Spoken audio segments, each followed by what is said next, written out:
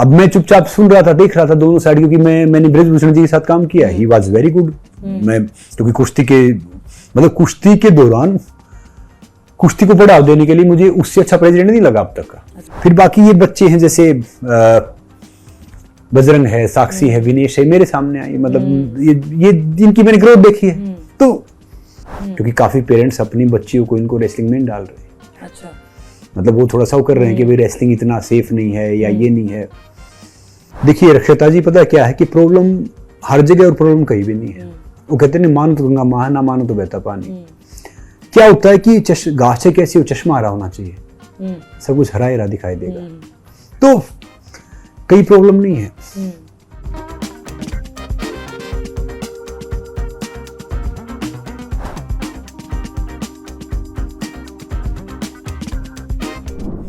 तो मुझे अनुराग जी से ही मेरी बात हुई, जो हमारे खेल मंत्री थे। बाकी ये सब हुआ यार, क्या करना चाहिए, ये वो है।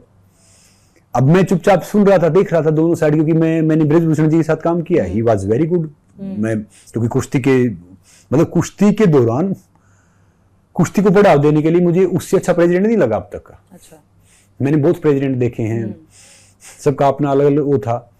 फिर बाकी ये बच्चे हैं जैसे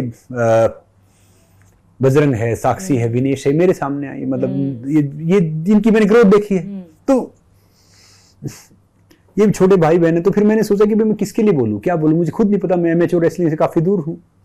तो फिर किसी ने, बहुत समझदारों ने बोला कि आपको रेसलिंग करना चाहिए, क्योंकि काफी पेरेंट्स अपनी बच्चियों को इनको रेसलिंग में डाल रहे हैं। अच्छा।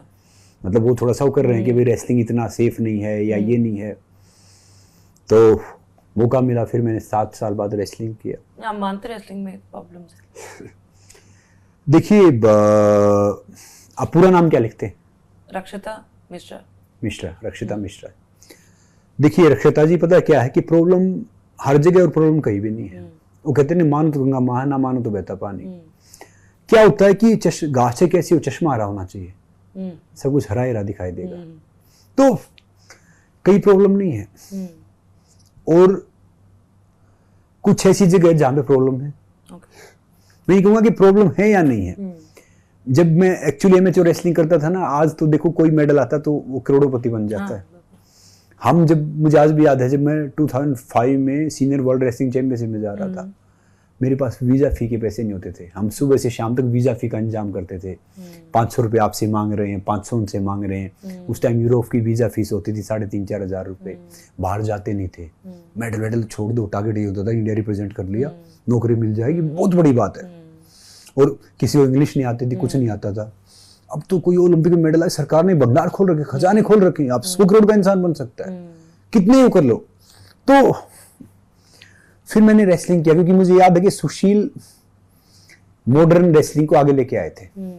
और मैं, सुशील, योगेश्वर, हम सब एक जगह ट्रेनिंग करते थे, छत्रसाल स्टेडियम में। मैं दिल्ली पुलिस अखाड़े में से रहता था, वहां से जाता था मैं। और मैं पहला रेसलर था, मुझे मौका मिला, मैं रेसलिंग को अखाड़े से 5 स्टार लेके आया। जब मैं शो करना स्टार्ट किया, मैं टीवी करना स्टार्ट किया, पब्लिक पहचानती थी क्या किया।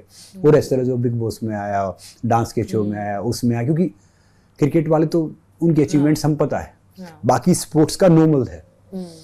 तो फिर मैंने करना स्टार्ट किया, जैसे ये मैंने किया, तो उससे बहुत वो